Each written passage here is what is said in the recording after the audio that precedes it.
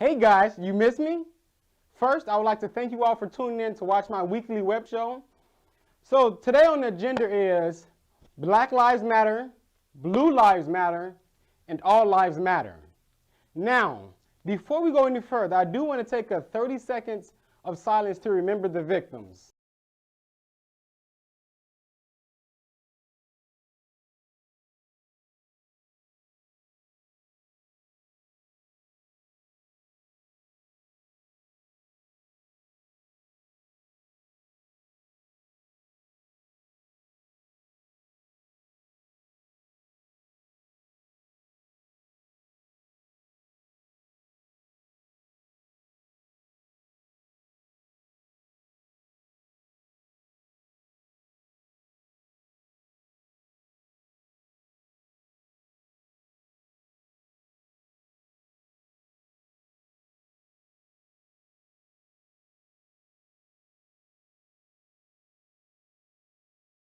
So I went around and asked a couple of guys, what does it mean to be racism? How could they avoid racism? Have they ever experienced racism? And what can we do to bridge the gap to close racism? So the first guy we're going to speak with is Damian Priester. As a black male, most of us living in America has experienced some sort of racism on a different level. But yes, I have experienced racism.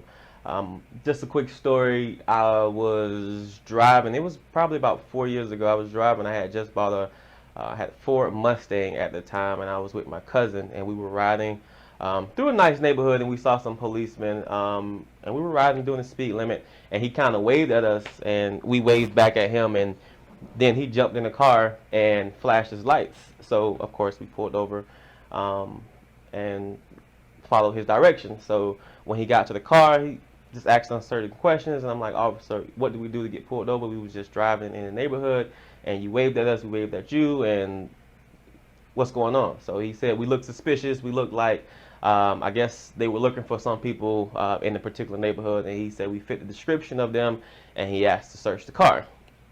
Me, kind of afraid at the time and didn't really know my rights. I let him search the car because I knew we didn't have anything in there. So he's like tearing up everything in the car. He opened my trunk. He asked me why do I have all these weights and dumbbells and fitness equipment, and you know, at that time I probably was a little upset, so I got a little slicker with him, and I said, obviously I'm a trainer, you know, this is stuff for my clients. You know, I still don't understand the purpose of this. Why are you going through our stuff like this, ripping it up and just literally throwing everything on the street? And I had a scale, it was a glass scale, and had the scale. He took it out and he asked me, why did I have a scale? Is it for drugs? And I told him, no, it's to scale away my clients. Once again, I'm a trainer. This is what I do for a living, and you know, this is something that I have as a tool for my clients. So he just picked the scale up, took it out the trunk, and just threw it. Of course, the scale shattered everywhere.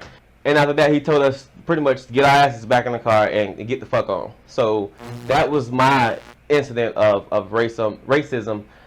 Like I said, we experience it, if not on a daily basis, on a weekly basis, on different levels. So my theory, and I may be wrong, but this is just my theory on the I would say white people. There's 3 different type of white peoples, and it's just my experience living through life and just going through it. There's the white person who's going to discriminate against you no matter what.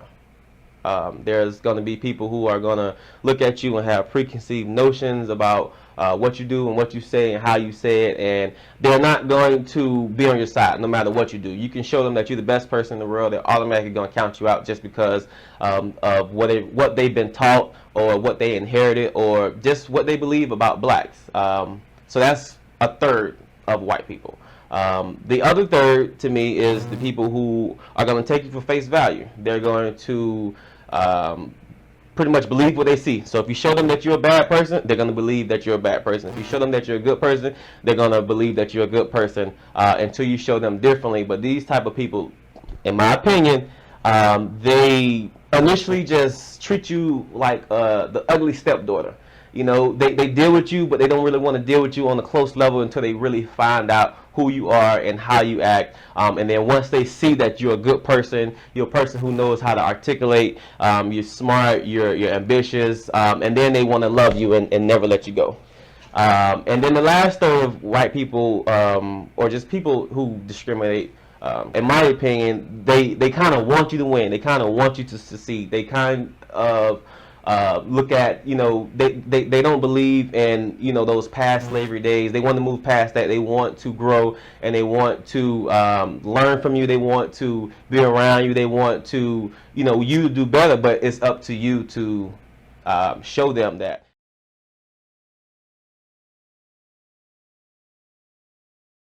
First experience with racism actually took place when I was in elementary school, and as most kids would after school, they would get off the bus stop, gather their book bags, and run home. And I remember this particular day, I got off the bus stop and I was by myself. And as I was walking home up the street, there was a truck that drove behind me. And on this truck, there were two white males with a very large Confederate flag hanging off the back of the truck. And they proceeded to yell at me while I was walking home. And mind you, these are grown men and I'm a child, and they were yelling, "Go home, nigger." And it scared the death out of me. I was frightened, so I ran home, and as I ran home, the truck followed me. So I ran home. I was home alone. I opened the door with my key. I closed the door and I lock it back, and I call my mother, and I cry because these grown men just chased me home and yelled crazy things at me as a small kid. I could have been no older than, say, 10 years old. That was my very first experience with racism.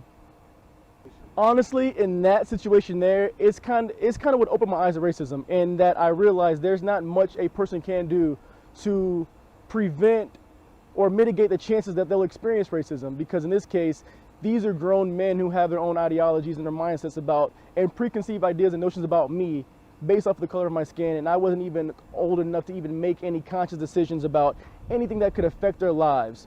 So in this case, they had interior hatred built up, and they showed it when they ran into me. I had nothing to do with the situation. Honestly, I believe that there's two aspects to it, or I guess I say three, and that comes from education, understanding, and time. I feel like just with education, you can learn to understand different cultures and different backgrounds and ideologies and upbringings, and with that you can empathize. And I say time just because at this point in time right now, we have people who are so set in their ways that I think the only thing that can honestly prevent racism at this point in life is education. I say that because even going to college, you're introduced to many cultures, you study different religions, you study different cultures and backgrounds, and you walk into this melting pot of people, and it kind of takes you out of your home and your neighborhood and throws you into a well of where you're experiencing different things every day and every week.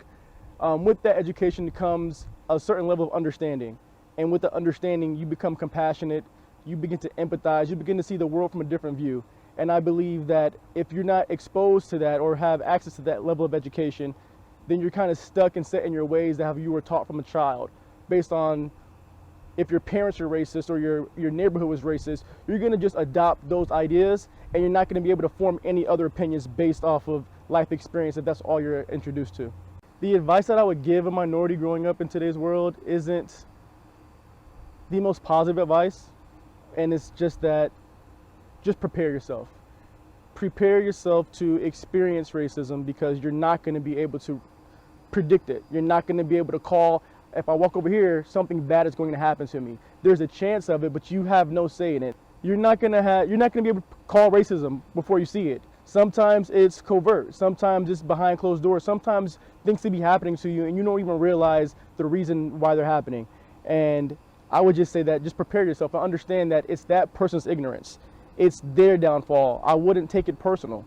Yeah, although it's based off the color of your skin, it has nothing to do with who you are, what you believe in, and what you provide for your family, or how you provide or contribute to the society and community. It's based off of that person's misconception on who you are, based only on the color of your skin, and you cannot control that. And I always have a rule of not worrying about things I have no control over. Now, I can control how I act and how I react to a situation, and how a person reacts or interacts with me, but I can't control how they think or believe. All I can do is just educate, And that goes back to my first answer, is educate. If they're patient enough to try to understand where I'm coming from or who I am, I will take the opportunity to educate a person. But beyond that, I just don't believe there's anything you can really do to mitigate the chances that you're going to experience a racial encounter. Racism. All right, guys. So I was surfing through Facebook, and this video, now I don't really save or like a lot of videos, but this video caught my eye. Now this video is titled, If I Were the Devil. Now guys, give it a chance before you judge it. Again, the video is titled, If I Were the Devil. Here is If I Were the Devil.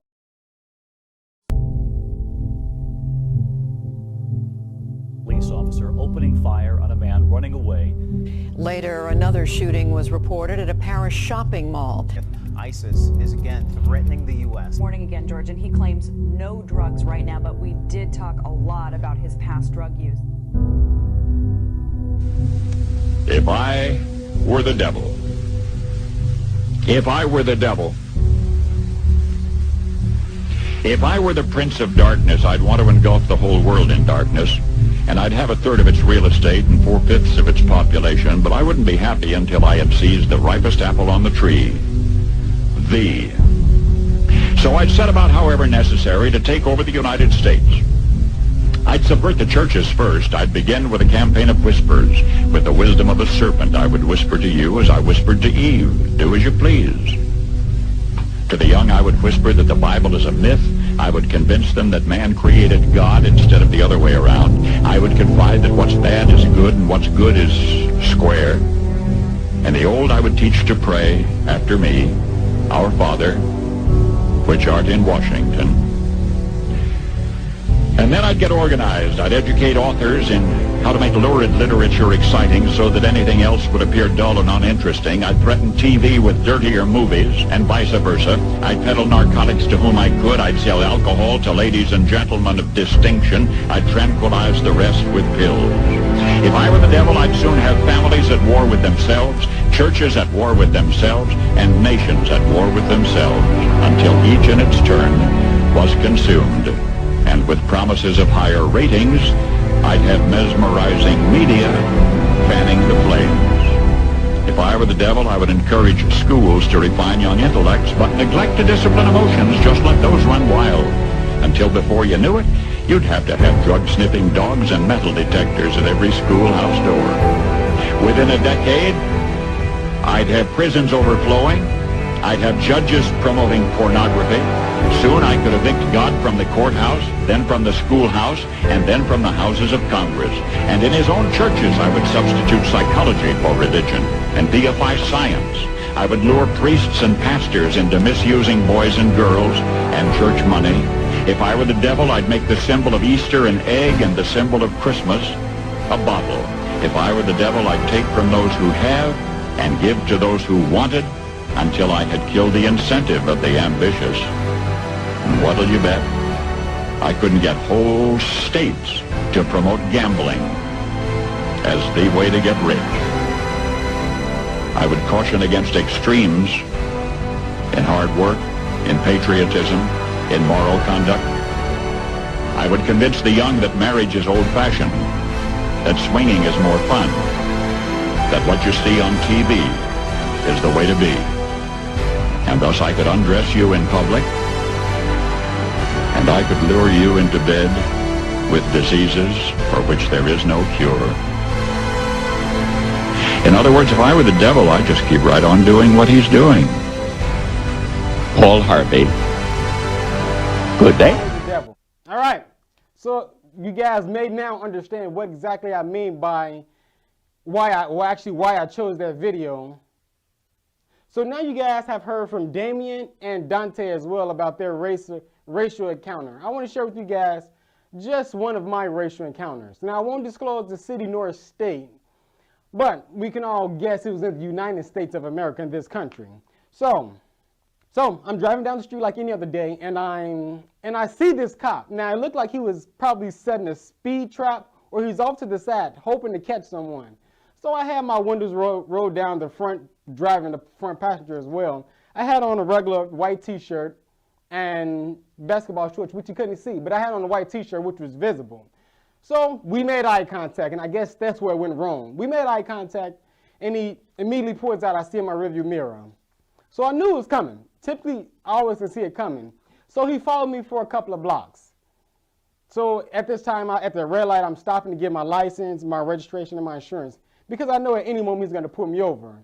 A couple of blocks down the road, he pulls me over. So I politely say, officer, how can I help you? I wasn't speeding. I didn't run a light. Everything's in order. There is no tail light or anything broken because I just purchased the car. So how can I help you, sir? So he said, license, registration, insurance. Okay, I already got it out for you. Here it is. So he went to his car for about literally 10 minutes. He came back and said, do you know why I pulled you over? I said, honestly, I do not know why. I've been trying to ask you that question myself. He said, well, this is a routine stop. We pulled you over because we're just doing routine stops of random drivers, which, if all you guys know, I don't know if I'm not a legal or a law enforcement officer. I just don't see that being true. Or there's actually a call, which will be protocol to pull someone over just for a routine stop. I kind of want to know exactly what does this routine stop mean, or how is that defined. So he said he put me over for a routine stop. Fine, whatever. So this is where it gets interesting, people. He said, do you have any drugs in the car? I say, no, I do not. Do you have a illegal gun in the car? I say, no, I do not. So I put a smirk on my face because it's funny, because I guess he just assumed that I fit a certain character or whatever it may be. So there is no gun, there is no drugs. Right? Why are you smirking? I say I'm smirking because of you pulled me over for no probable cause and you asked me, is there any guns or any drugs? I say no. He said, well, do you mind if I check? Now, from the past week or so, I've been talking with you guys, and you say never get out of your car. But I don't think black people have that option. Now, what I mean by that is, have that option is, like there's many videos where police would just bust out your windows and drag you out the car. Now, you may say it's wrong or they can't do that, but in the America we live in, that's the way things work. Like I say, I've had friends who've been drugged out of the car, gun through on them, drugs through on them. So it's pretty much your work against theirs. Your job is to prove it wasn't you, and their job is to prove it was you. So if the physical illegal gun is there they planted, or the physical illegal drugs they planted, it's their word now, so you just lost. So they're going to drag you out of the car. They're going to probably pat you down. They're just going to just get irate and just some belligerent. Now, as I say, it's not all cops, and it's not majority cops. There's a few cops that's just assholes. That's the only word I can say or use. It's just assholes. They don't like you because of your hair may be too long, or your skin may be too dark, or your teeth may be too white. Whatever it may be, they just don't like you. And because they don't like you or like the way you look, you're now being stopped, being asked these inappropriate questions, any guns, any drugs. Now you must exit your vehicle. You must sit on the side of the road while everyone passes you as your car is being searched, because you're, like I say, your hair may be too frizzy, or you may have dreads, or your skin may be too dark or too brown. Your skin even may be too light. Okay, guys, so now we're going to answer a few questions from Instagram, Facebook, and Twitter. The first question comes from Rachel H. Her question is, why do you leave your vehicle? You have the right to stay in. Now, every time I get pulled over and actually get out of the car, I think about a few things. I think about my grandmother who raised me, my sisters, my friends. Now, the reason I say that is because you can easily get pulled out of the car, beat to death, and murdered. Now, like I say, I have a lot going for me in life, or at least I think I do. And the last thing I want to do is get murdered because a cop has to drag me out of the car, tase me, and shoot me down. Now, the only reason why I say that because it's not a weird theory that's in my head. It actually happened, and it does to this day still happen. It's just being recorded now. So I comply with the officer's order because even though it's my legal right to stay in the car, it's just best to get out of the car, because the last thing I want to do is be murdered, or any other black person or Hispanic going to be murdered because a cop is angry because you didn't comply with his order, because he may feel inferior, whatever it may be. You drug out the car, plant drugs, and plant guns, and murdered. So just comply and get out of the car. The second question is from Jonathan M. from Twitter. Is the Black Lives Matter group a new terrorist group? No. And as I said before, I have opinions on both sides because I have Black Lives Matter friends and I have Blue Lives Matter friends as well. Now, I don't think they're a terrorist group because they aren't requesting much. They only are requesting to be treated the same. Now, what I mean by the same is, let's just narrow down on racial profiling. Like, I don't want to continue to get pulled over because I'm black. Like, if I'm black, white, Asian, or Hispanic, it should all still be the same. I get pulled over for breaking the law or an offense. I get pulled over for speeding, running a red light, running a stop sign. I don't want to get pulled over because I'm black. So the Black Lives Matter movement to me is not a terrorist group. The only thing they're marching and protesting for is to be treated the same. Like I say, I'm on both sides of the spectrum, and like I said, I have a lot of white friends, I have a lot of black friends, and the only thing they're requesting or asking for is to be treated the same. Stop being shot and killed because some cop think you're up to something or you may potentially commit a crime at some later point. The only thing they're requesting is to be treated the same. Be treated like every white person, Hispanic, Asian, or anyone else, to be treated the same. If I have a nice car and I'm driving through a nice city, I don't want to get pulled over and ask, is this car stolen? Just treat me the same as everyone else. That's why, to me personally, I don't think the Black Lives Matter movement is the new terrorist group. Our final question comes from Christopher B. of Instagram. His question is, how could the racist... Take 7.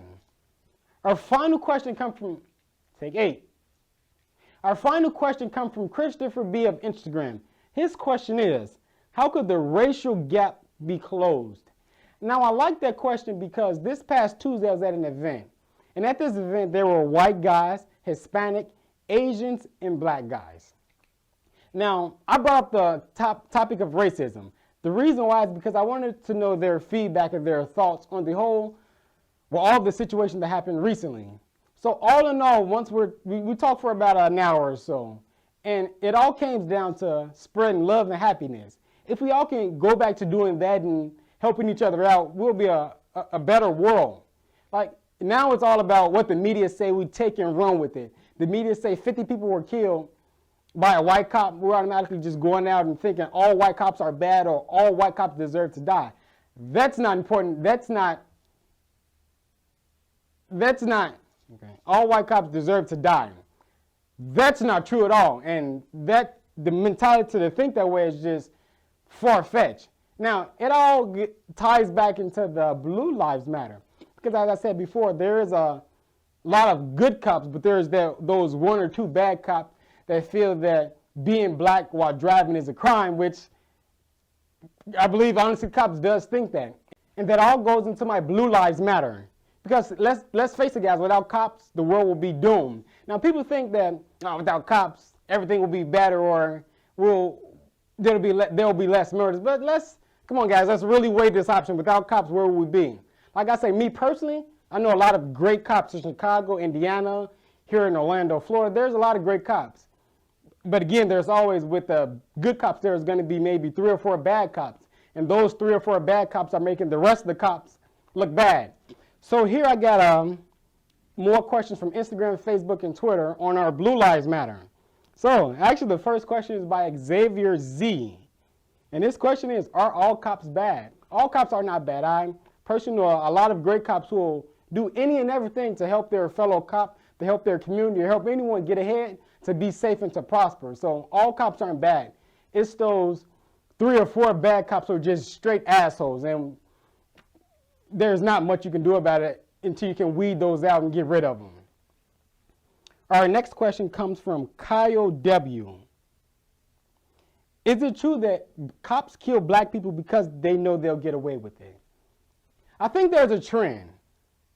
Honestly, the last 10 murders, the cops got away with it. Now, of course, in those 10, it was some good cops that made a mistake. And now we can honestly say that.